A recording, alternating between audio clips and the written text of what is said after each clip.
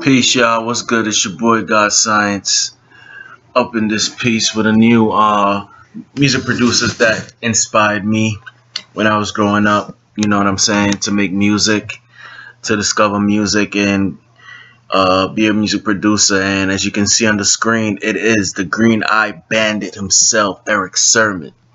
Hey, Erick Sermon. Oh man. Yes, the Green Eye Bandit. Now, Erick Sermon, man, for you youngins that don't know, was a part of a group called EPMD. Now, EPMD was one of the top groups back in the late 1980s, early 90s that came out. They're one of my favorite groups off bat because we all know that West Coast sampled a lot of funk, a lot of Parliament, things like that. Eric, I will say that EPMD was kind of the first, not the first, but they were really like the first group to really heavily sample things like Zapp and Roger, P-Funk. And the first album was amazing, but two classic albums, man, is definitely Business as Usual and Business as Usual is my favorite EPMD album, period.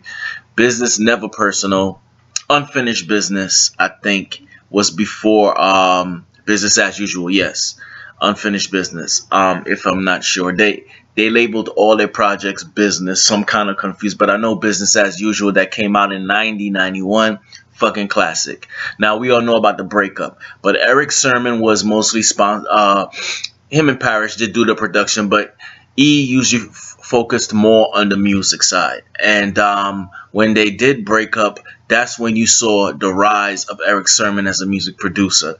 From this man has crafted hits, musical genius, and had a big effect on me as a music producer. His first album, No Pressure, was it was groundbreaking to me. I mean, I played that album and bought that album so many times I can't count.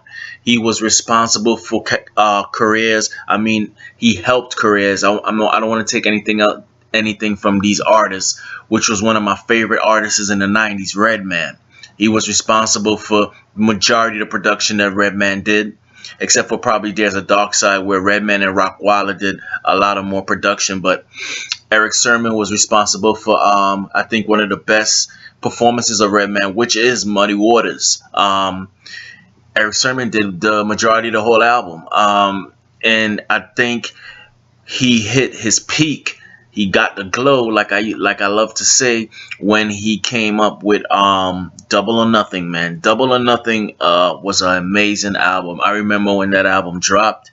It, like I said, Erick Sermon had effect on me as a music producer. He had a grimy sound, but then the funk. He used a lot of funk. He was called the Funk Lord himself, and he is the Funk Lord. I mean, the music that he sampled, the way how he sampled it, his production was just amazing. From Keith Murray's first album, I mean, oh my God, that album will be special to me. I remember in the winter being in Brooklyn, New York, with my dad, and I bought that album. The most beautifulest thing in this world. Amazing production. The Danger Zone, Bamba Z, I Get Lifted. I mean, the most beautifulest thing in this world. I mean, Erick Sermon had crazy production. I mean, you're looking at a musical genius, period. You know what I'm saying? A hip-hop royalty. He's hip-hop royalty, and I don't think he gets the credit that he should get as a music producer. You know what I'm saying? We know that in the new generation, you know, it's just a disconnect between the elders and the youth. And a lot of the youth not all of them, but a lot of the youth don't appreciate the artists or producers that came before them. Now, I understand a lot of the elders don't like what's going on now in hip hop and, you know, call out. You know, you got to understand they're coming from a different era where, you know, we understand the mumble rap and things like that is popular now. You don't really have to have bars to make a hit good record, but back then you had to come with something. I remember hearing Hostile with Keith Murray, and when I first heard that song, I was like, who the fuck is Keith Murray? I mean, these dudes, Def Squad, I mean, the Hit Squad, that's a whole different video, but Def Squad, you know, Erick Sermon had the Def Squad, and he was, I mean, you producers out there, you know how hard it is to create a hit song, to carry a whole album. You know what I'm saying? Erick Sermon carried whole albums. He made whole albums. His music was amazing, man, and it still is. He dropped a new project called ESP probably like a year ago, so, and he still has it, still got it, man. The Funk Lord himself. I mean, you know, so Erick Sermon in the 90s. I mean, the main two producers that had an effect on me was Erick Sermon, the RZA, which a video that I did, and then other guys. But Erick Sermon was ridiculous, man, ridiculous. He like I said, he is hip hop royalty. He doesn't get the respect I think that he should get. I mean, he's made fucking classics. He has made fucking classics from Method Man and Redman album. I remember Method Man and Redman's first album.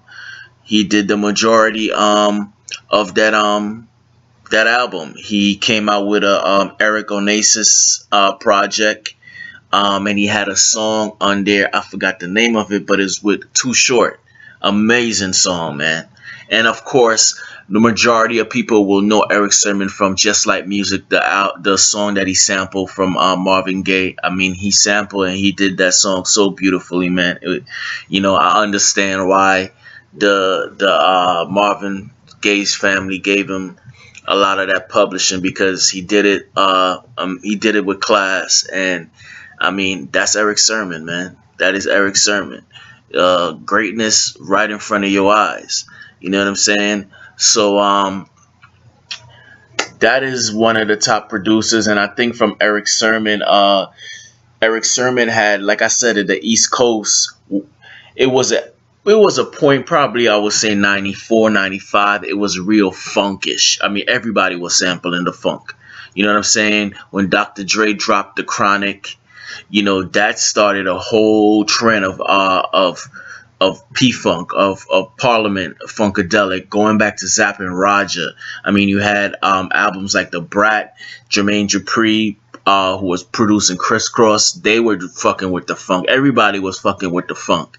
But nobody fucked with the funk better than my man Erick Sermon. He also did do a lot of good production on There's a Dark Side, which was Redman's second album, which is my favorite album. I think that is an amazing album, and Redman was a great artist.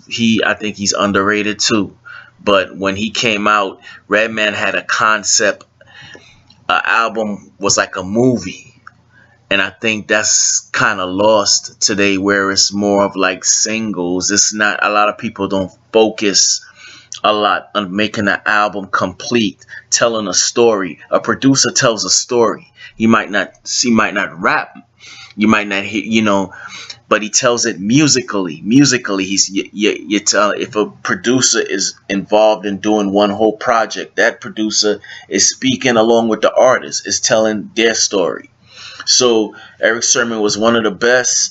Thank you, Erick Sermon, for all the great music you have done. I recently picked up Def Squad El Nino, which was an album that they came together and did probably like in 97, 98. And that was also great with Full Corporation, Rapper's Delight. They redid that. Just a great producer, man. Great producer, hip hop royalty. Respect this man. If y'all producers and y'all really young and you don't know who Erick Sermon is, go back and listen to this man's music. It will inspire you, definitely. Anyway, thanks for watching. I got some more videos coming up. Thank y'all for subscribing, supporting the channel. Appreciate it. And y'all stay blessed up out there, and peace.